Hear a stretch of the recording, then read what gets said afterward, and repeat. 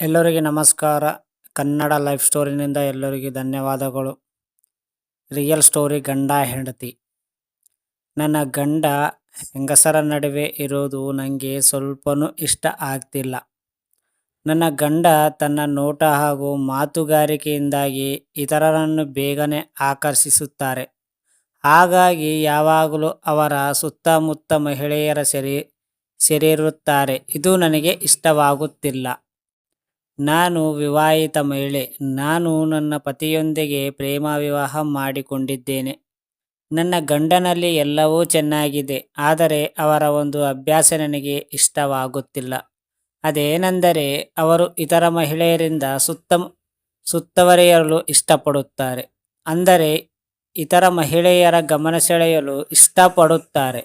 ಆದರೆ ಇದು ನನಗೆ ಇಷ್ಟವಾಗುತ್ತಿಲ್ಲ. ಪತಿ ನೋಡಲು ಆಕರ್ಷಿತರಾಗಿದ್ದಾರೆ. ನಾವು ಡೇಟಿಂಗ್ ಮಾಡುವ ಕೂಡ ಇದೇ ವಿಷಯಗಳ ಬಗ್ಗೆ ನನಗೆ ಚಿಂತೆ ಕಾಡುತ್ತಿತ್ತು.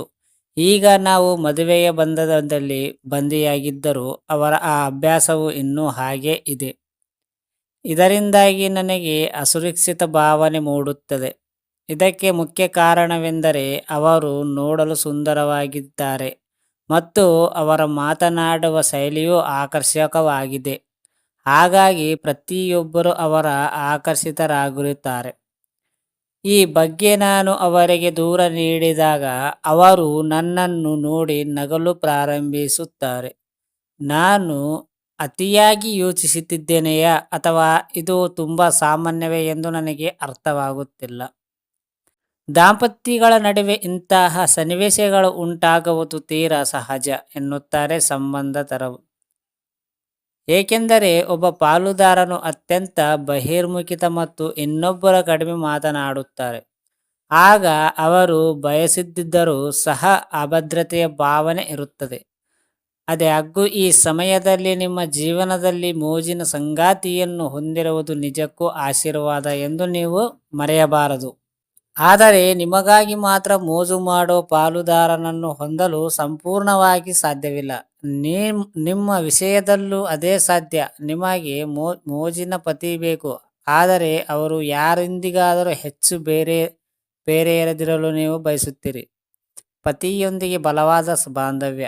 ನೀವು ಹೇಳಿದಂತೆ ನಿಮ್ಮ ಜೀವನದ ಹಲವು ವರ್ಷಗಳು ನೀವು ಭಯ ಮತ್ತು ಅಭದ್ರತೆಯಲ್ಲೇ ಕಳೆದಿದ್ದರೆ ಅಂತಹ ಪರಿಸ್ಥಿತಿಯಲ್ಲಿ ನಿಮ್ಮ ಗಂಡನ ಜೀವನದ ಭಾಗವಾಗಲು ಪ್ರಯತ್ನಿಸಿ ಎಂದು ನಾನು ನಿಮಗೆ ಸಲಹೆ ನೀಡುತ್ತೇನೆ. ಅವರು ಸ್ನೇಹಿತರ ವಲಯಕ್ಕೆ ಸೇರಿಕೊಳ್ಳಿ. ಅವರು ಮಾತನಾಡುವ ಮೂಲಕ ಜನರೊಂದಿಗೆ ಸಂಪರ್ಕ ಸಾಧಿಸಲು ಪ್ರಯತ್ನಿಸಿದಾಗ ನೀವು ಅವರನ್ನು ಬೆಂಬಲಿಸಬೇಕು. ಈ ರೀತಿಯಾಗಿ ನಿಮ್ಮ ಅಭದ್ರತೆಗಳನ್ನು ತೆಗೆದುಹಾಕಲಾಗುತ್ತದೆ. ಅದೇ ಸಮಯದಲ್ಲಿ ಅನಗತ್ಯ ವಿಷಯಗಳ ಬಗ್ಗೆ ಯೋಚಿಸಲು ಸಹ ನಿಮಗೆ ಸಮಯ ಸಿಗುವುದಿಲ್ಲ. ಪತಿಗೆ ಬೆಂಬಲಿಸಿ. ಪತಿ ಪತ್ನಿಯರ ಸಂಬಂಧ ಬಹಳ ಸೂಕ್ಷ್ಮವಾದುದು. ಅವರು ಪರಸ್ಪರ ತಮ್ಮ ಸಂಬಂಧವನ್ನು ಬಹಳ ನಾಜೂಕಾಗಿ ನಿರ್ವಹಿಸಬೇಕು. ಅನಗತ್ಯ ಸಂದೇಹ ಪಡುವುದಿಲ್ಲ. ಇಡೀ ದಿನ ಗಲಾಟೆ ಮಾಡಿಕೊಂಡು ಕಿರಿಕಿರಿ ಮಾಡುತ್ತಿರುವುದು ಈ ಸಂಬಂಧವನ್ನು ಹಾಳು ಮಾಡಬಹುದು. ನೀವು ಈಗಲೇ ಅವರಿಗೆ ಯಾರಲು ಬಯರದಂತೆ ಕಂಡೀಷನ್ ಹಾಕಿದರೆ ಇಬ್ಬರ ನಡುವಿನ ವೈರತ್ವವು ತುಂಬ ಹೆಚ್ಚಾಗುತ್ತದೆ. ಅಂತಹ ಪರಿಸ್ಥಿತಿಯಲ್ಲಿ ನಿಮ್ಮ ಪತಿಯೊಂದಿಗೆ ಗರಿಷ್ಠ ಸಮಯವನ್ನು ಕಳೆಯಿರಿ. ಅವರ ಬೆಳೆಯುವಿಕೆ ನಿಮಗೆ ಅಭ್ಯಂತರವಿಲ್ಲ ಎಂದು ಅವರಿಗೆ ತಿಳಿಸಿ. ಆದರೆ ಇದೆಲ್ಲವೂ ಮಿತಿಯಲ್ಲಿರುವಂತೆ ನೋಡಿಕೊಳ್ಳುವುದು ಒಳ್ಳೆಯದು. ಗಂಡನೊಂದಿಗೆ ಮುಕ್ತವಾಗಿ ಮಾತನಾಡಿ. ನಿಮ್ಮ ಎಲ್ಲ ಅಂಶಗಳನ್ನು ಅಲಿದಿಸಿ ನಂತರ ಮೊದಲನೆಯದಾಗಿ ನಿಮ್ಮ ಅಭದ್ರತೆಯನ್ನು ಹೋಗಲಾಡಿಸುವುದು ಒಳ್ಳೆಯದು. ನಿಮ್ಮ ಈ ಹೆಜ್ಜೆಯಿಂದ ನಿಮ್ಮ ಆತ್ಮವಿಶ್ವಾಸ ಹೆಚ್ಚುತ್ತದೆ, ಜೊತೆಗೆ ನಿಮ್ಮ ಸಂಬಂಧವು ಗಟ್ಟಿಯಾಗುತ್ತದೆ.